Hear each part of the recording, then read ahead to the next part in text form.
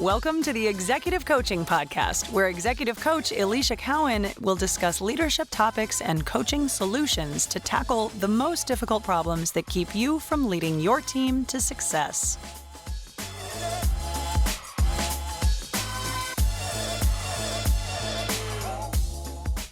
Hey there, executive leaders. It's Alicia Cowan. Welcome to episode number 88. I'm excited to talk to you today. I am fired up about this content. I was writing this outline and this one just came to me. We're going to talk about the executive role search. So many of you have come to me and have talked about being actively in a job search right now. And so this topic is top of mind for me. It is, late March as I'm recording. We are about to head into spring break week next week with the kiddos. So a whole week off. I will be spending part of it in Sarasota at the beach, trying to get some sun and having some outdoor time and quality time with the kids while they're off. And I just came off a fantastic trip to California earlier this month to spend some time with some clients, to go to a business coaching mastermind that I'm a part of, to see my daughter, and spent my birthday in Santa Rosa with her. I went to Sonoma, did some wine tasting, went to San Francisco, did a whole tour of the city. It was awesome and so good to see her. And thank you for the birthday wishes. I did have my birthday while I was there, so had a really good time. But now we are coming back into Q2. I just recorded my last podcast about wrapping up Q1, all the wins, all the things that I learned during Q1. And now we are full force into Q2. And I want to talk about this executive job search. And this happens this time of year. The job market starts heating up because budgets now are in full swing. We're getting headcount into action. So we're opening up recs and opening up new roles. And we are really in the busy season right before the summer lull. And I'm hearing from a lot of you that you are on an active job search right now for executive level roles. And so I want to set this up and really describe to both my current and my existing podcast clients out there, I want to say an executive job search is not like anything you've done before in your career. If you have not been in this market recently, please know it is different. And if you are treating your executive role search like a mid-level career or an early career search, that might be a reason of why you're frustrated with this market. And I don't typically position myself as a job search coach. It's not the particular niche that I've chosen to focus and hone in on. However, I have spent over 20 plus years in the HR space, in the talent acquisition space. I've easily interviewed and seen thousands of candidates, resumes, everyone in the job search. I have seen it all from the time that they get sourced to the time they get offered and hired, right? I've been in it. I've been in the room where these decisions are made. I've also coached you. I want to give a shout out to some of my clients, a couple wins. I've recently supported some massive role changes and contract negotiations. I've supported people with 7-figure offers, getting equity and profit sharing, and working on contracts that include golden parachutes, all kinds of things that are super important to this level. And I'm saying that so that you understand, I see behind the scenes what actually works at the executive level. And so what I want to say is the executive job search in 2026 is actually more human than ever. Even as we enter into this world of AI and technology, more executives are playing it completely wrong. Okay. And so I want to talk about what is broken and give you guys a reality check about what we need to do differently at this level. So I mentioned it, but AI is absolutely everywhere. It's all anyone's talking about. We're all hopefully jumping in there and using it. But what that means from a recruiting standpoint is that these resumes are beautiful and optimized. They're like overly polished, sometimes overly perfect. And the struggle with that, well, that's great for the job seeker. recruiters are really struggling to trust any of it. And so if you are out there and as an executive and you are just going in on to job openings and applying online, and that's all you're doing in your job hunt, you might be hitting a dead end. Especially at this executive level, I am shocked to hear that this is sometimes people's only approach. At this level, at executive level, applying online is just sort of like the table stakes. Like it's just like what you need to do in order to maybe move through the process, but that should not be how you're finding roles. Very rarely are you seeing executive roles posted online. That's just not where you're going to go and do your job search. Okay. Roles at the executive level typically aren't posted, or if they are posted, it's just for formalities. There might be already candidates in mind. There might already be somebody lined up internally.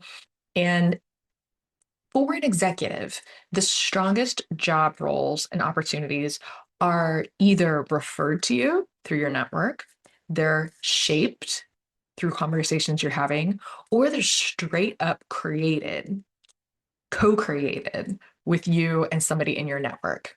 Okay. So if your strategy as an executive is to just spray and pray, AKA apply and hope, if that is a strategy, there's a good chance you are going to feel and get stuck in this job hunt. So now you're thinking, okay, then what do we do? What do we do instead? Well, we're going to talk through strategies. I have at minimum 4 things that we're going to talk about that you can immediately apply and that you need to work on if you are in the midst of the job search and the job hunt. Okay. So let's tackle number 1. Okay. This is going to sound wild. And you're going to be like, what are you talking about? Because I think that I'm going to start with tactics. I'm going to start with all the things I need to do. But you need to start with your beliefs and your belief system first. This is where most executives are losing right now. So I see this all the time. I see at times out there in the market, I see leaders that have a lack of confidence at the exact moment that they should actually be the most confident, or at least have their own backs and believe in themselves. So here's what I see. And this can be so subtle and so tricky and sometimes hard to spot in yourself objectively. But some common things I've heard and seen, and that are very real, can be very limiting beliefs, are things like, well, my career isn't linear. Is this going to make sense to somebody else? Am I too old? Can I really pivot industries and switch to another industry that I haven't worked in before? I don't actually want to lead people, but yet you're applying for executive level roles. And I will take anything at this level. It shows up, all of these thoughts. And they can show up in ways that are either like graspy, or maybe you're over explaining yourself, or maybe your resume isn't really reflecting the confidence level or the work that you've done. It will show up. I promise you. I know because I've seen it and I coach leaders on this type of stuff all the time. It will show up. So these beliefs are reflected in your energy. They're reflected in the language you're using, either verbally or written. They're reflecting in your interviews and how you show up and how you're coming across, whether or not you are consciously aware and realize this or not. This is the most dangerous part of the job search. So if you do nothing else, cleaning up your beliefs, then taking action is such a key piece of this. I can't even stress it enough. So what can you do? On your own, if you want to coach yourself through this, a quick way to reset yourself is write down all the thoughts you're having about your job search, all your doubts, all your fears, any questions you have about the job search, and then take a look at those thoughts that you wrote down. Do you want to keep them? Do you want to choose differently? Do you want to choose different beliefs? Then go give yourself an alternative list. What wins have you had? What strengths do you possess? What impact have you made? Right? And really look at that and believe in it, right? Make sure it's authentic, make sure it's something you can believe, and then decide, what do you want to lean more heavily on? What do you want to focus more on? This list of like doubt and fear and insecurity? Or do you want to also give yourself some credit for the strengths you have? Right. And then from the place of when you can actually believe in your wins, your strengths, the impact that you've had, then you want to take action from that place versus from the scarcity place. All right. Again, this is very conceptual. I get it, but trust me, the results mirror what you believe every time. I see it all the time. Okay. This is where I spend so much time with my clients first, before we go into the conversations and network and interview, right? This is where we start. This is where we want to spend the most time to clean up, because if we do not clean this up, everything you do will feel forced. All right. So that's step one. Do this above all else. Okay. Next step you want to do is you want to get very clear on your executive identity. You need to get crystal clear here, because at this level as an executive, your value is so clear and simple. It's all about your intellectual prowess here and the intellectual value that you add. This is not manual labor. So a lot of your value is focused in the problems that you solve and the impact that creates for the organization. Very clear and very simple. Problem solved, impact created. All right. So for clarity, you want to get crystal clear about your brand. You want to be really clear about your brand as a human and what you bring. This is not your title, although it can help shape and define like what your brand and who you are, but it's not everything. You want to get clear on your strengths and the value that you bring and the business problems that you solve. Next, you want to get clear, right? And so you got your brand. Next, you want to get clear on where you want to head, where you want to go. You want to identify clearly what your ideal role is. It can be with or without title, but what type of work are you doing? What type of company do you want to join? What problems do you want to solve within that organization? And what are like the absolute non-negotiables? What are those deal breakers versus the nice to haves? You want to have this very clear who you are, what you're looking for before you go external, so that you can answer that question when you go out into the market. And you don't get desperate. You don't just get like to the point where you're accepting anything and everything that's out there. Okay, then the third step of this, once you are clear on your vision of who you are, what you're going after, next we work on what we'll call your external brand. Your external brand has to match what those internal goals are that you have. What your external brand is number one, of course, your resume. Now, at an executive level, the resume, again, it's sort of like table stakes. It's like having like a business card. It's really not going to land you a role, a resume. It's just sort of like a thing that you'll need to have as this piece of paper to contact. Back in the day, your resume meant everything. Now, I'm not saying it's not important, but it is less important than it was in the past. This is just one of those things you want to make sure it's clean, clear, it's at the executive level, but you don't need to overthink it here. Okay. It shouldn't read like a task list. Again, remember, you are an executive. If this resume reads junior, you will be perceived as junior. This resume has to reflect what is the scale, the team size, the revenue, and what are the outcomes that you produced? What revenue growth have you driven? What savings have you had? What transformation have you been a part of, right? It's got to reflect a senior executive level. All right. And so again, whether you use AI from this, whether you hire somebody, totally fine. Just make sure this thing is not a deal breaker, but it shouldn't be what you rely on. Next, for your external brand, LinkedIn. LinkedIn is huge. A lot of people have an aversion to LinkedIn. I have no idea why. This is your living brand out there. It should represent you as a brand, as an executive, not the company that you're currently working for, the past company you've worked for. It should not be a company website. It is a you website. Okay. And so, yes, you're like, do I have to post? Yeah, if you want to get some traction out there, if you want to be known as a thought leader, to share your perspective, to show executives and peers how you think, yes, I would highly recommend it. Is it a must? No, but it's a really great platform that I wouldn't want that to be another hurdle. And the people that are going to go look at it, recruiters will go look at it, hiring managers will go look at it. If you're going to lead a large team because you're a senior executive, of course you are, they are going to go look at your LinkedIn. So they're going to go check you out.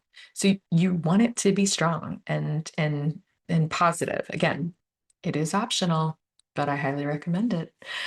There are a lot of people that can help you with this too, if it's something that you are avoidant to, although I would question why. Okay. Next, for your external brand, then you want to be thinking about your networking plan. And don't overthink this. I think when people hear and think about networking, they think it's like some big overdone thing that they've got to like start up from scratch. You want to start simple.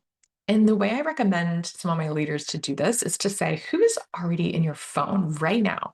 If you go through your contact list, who do you already know? Another really simple way to think about this is like, who have I loved working with in the past? And who do I know reciprocally had a good relationship with me working with me? Okay. So, from a professional sense, who is already within your immediate circle? And that can be your starting point, not some like blind cold outreach where you're just like cold calling people out of the blue. Okay. Keep it super simple. And then, yes, your executive presence is also how you are physically showing up. So, your look, your energy, your positioning, what you are deciding to wear needs to be appropriate to the role, the level, and the company that you're applying to. Now, there is not a blanket definitive answer and uniform that you need to have. That's why I want to give this be very specific. Your executive wardrobe needs to reflect what the level and role and company that you're after. You have to answer that and look at it for yourself.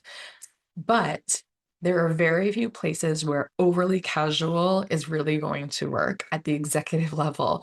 So just be cognizant and be aware of how you're showing up, whether you were remote or in person, doesn't matter. Make sure you are at the appropriate level of presenting yourself.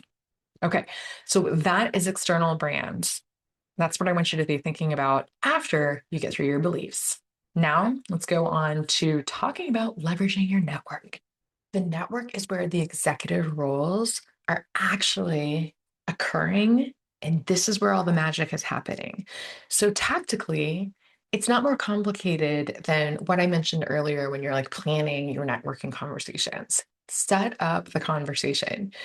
Go through your phone, go through the contacts, make it easy. It can be a call, it can be a coffee, it can be lunch, it doesn't matter. But you do want to be clear. You do want to talk about what you're looking for. But also, here's the shift. You are not asking for a job. You're actually showing up as a peer. As an executive, you are showing up as a colleague to have an honest conversation and be curious about what is also going on for them. So, in these conversations, you're going to ask and show up in a way that exhibits your curiosity, enthusiasm for what is going on the other side of the table. So, questions like, hey, what's happening in your world? What's happening in your business? What challenges are you seeing? What opportunities do you have ahead of you? This is where you really want to hone in and listen. What you're listening for is where you may potentially be able to contribute, help, and add value. This is the magic where roles can get created. I just talked to a leader that had one of these meetings, got introduced through a friend to a leader of an organization that is quickly growing. There was no role posted. There wasn't even a role in mind about what was happening. It was just set up as a conversation for these two individuals that are both amazing at what they do to meet up and talk. They had such a great conversation and such enthusiasm about the work that they were creating that this individual is now negotiating for a role within the organization and has a role, a job, is going to have profit sharing, equity, the whole thing based on a job, based on a conversation where there was no job that existed, just simply based on connecting and networking. This is huge. So I cannot stress enough, you have to reframe your thoughts around networking if they are negative, or if you're thinking that you're struggling with asking for help and you don't like asking for help, you have to rethink it. I also had somebody reach out to me recently, and we were talking about connecting with the network, and they really felt terrible. They had that thought, like, I hate asking for help. I hate asking for everything. And I wanted to reframe it this way. And so consider this as an option to help reframe asking for help. If you think yourself about someone that you've helped in any shape, way, shape, or form, but if you've ever helped somebody in their career, if you've ever offered mentorship, if you've ever offered a connection for someone, how does it feel? I love it personally. If I can help somebody out in some way, shape, or form, even in a small way, it feels very satisfying. It's fulfilling. And people actually like helping other people. Most people like helping other people. I am one of them. And so when you don't ask for help when you need it, you're robbing somebody else of having that experience of potentially being able to help. A really simple ask that you could potentially have too, that is very low risk and typically like a very uncomplicated ask or lift for people, is to just simply say, hey, this is what I'm looking for. Is there one person that you think I should connect with that you know in your network? And would you mind introducing me? Doesn't have to be more complicated than that. And I want to offer another thought that I gave to someone that was struggling with asking for help. What if you made it reciprocal? Meaning, I don't want to be indebted to that person. So potentially you can offer them help. If you are truly listening to them and truly being curious about what's going on in their world, there might be a way that you can offer help, even if it's unconventional. But the only way that this is going to come off authentic is if it's truly genuine and informed about what they need. And so your genuine curiosity is always better than trying to convince someone of your value. Always. Okay. So these are really easy ways to think about networking and make it less complicated than it needs to be. It truly is not. So think about it. The other way I want you to think about your network is to expand your visibility as an executive.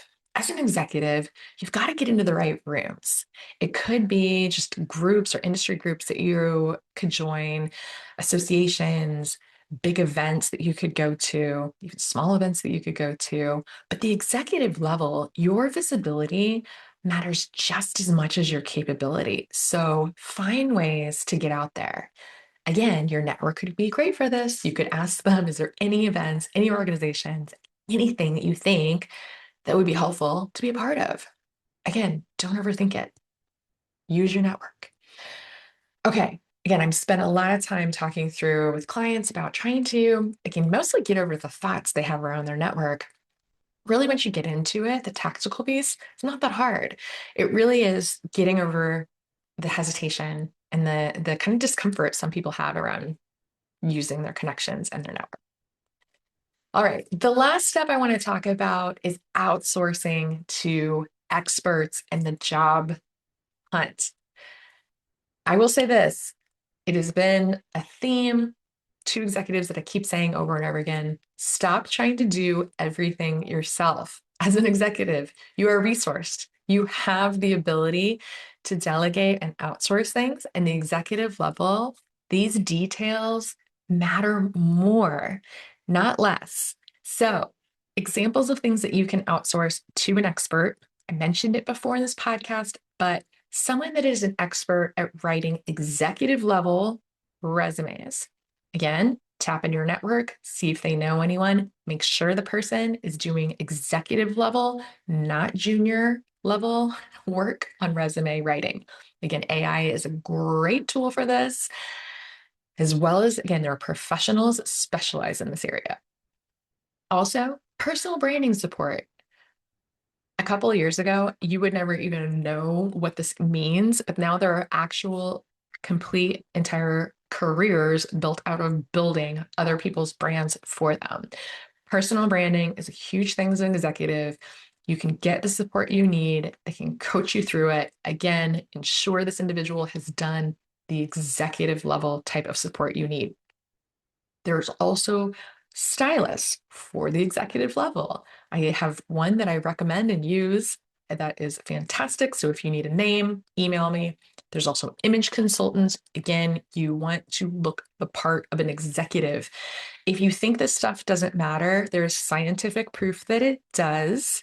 It's not about being superficial or vain. It's about this level as an executive, your image matters, and it actually equates scientifically proven to making and earning more money. So, if again, this is optional, but if your goal is to level up, increase the amount of compensation you're getting, increase the level and scope and span that you are having, which a lot of my executive clients are, then seriously consider these things that I'm talking to you about. The last one is an employment attorney, especially an employment attorney that knows your state laws. This is critical. If you have somebody that can help you in reviewing your contract at the executive level, it can save you so much money and time. This is so important because depending on the type of company that you're going to go into, every single employment contract is going to look a little bit different. It's going to be nuanced for the type of company that you're entering into and joining. And especially when you're thinking about things like the equity and the vesting schedule, the profit sharing of its pre or post IPO and the structure, if it is a situation where you might need a golden parachute clause. I just can't even stress to you enough the importance of it. And if you don't fully understand your offer, and especially if you're transitioning from a type of company, so public, private, VC backed, PE backed, whatever it may be, and you're transitioning to a different type of company and structure, and you don't fully understand all the nuances of what goes into working for a company like that, you are leaving money and leverage on the table. So have somebody in your corner that understands this. Again, I have helped leaders with their contracts and looking at different angles.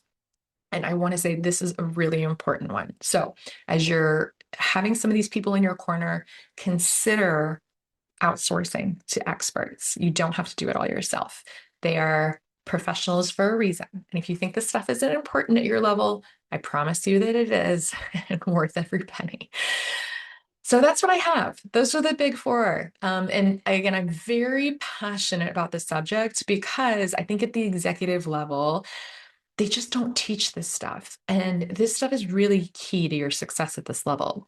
So I want to reinforce that the executive role search and process is not just about blanket putting your resume out there and applying to more jobs. That is so outdated and so at a junior level. At the executive level, it is truly about thinking differently, showing up differently, positioning yourself differently. And the executives who are winning these bigger roles are the ones who are clear, they're confident, and they're well connected. So if you are in this process and you're feeling stuck, you're overwhelmed, or if you're feeling like something is not clicking, it's not usually about tactics. It's usually about positioning and clarity. And this is exactly the type of work that I do with leaders. We refine how they show up, we clarify their value, and we help them navigate these conversations at the right level, which is the executive and the senior level. So I promise you, the next role for you, an opportunity is out there for you, and it's perfect. But at this level, you do not chase it. Your executive position comes to you. That is how you operate at the executive level. Again, friends, if you want help with any of this, please reach out. My website is Alicia Cowan Coaching. It's ELISIAKEOWN coaching.com. It is always in the show notes. You can always reach out to me directly through that website. I am so happy to help you with any of these steps. And I always appreciate you listening. If you think this might help somebody else, do not hesitate to share it as well. I know a lot of people are out there on the job hunt, so happy to be a resource. Again, see you next time. Thanks for listening and talk to you soon, friends. Bye.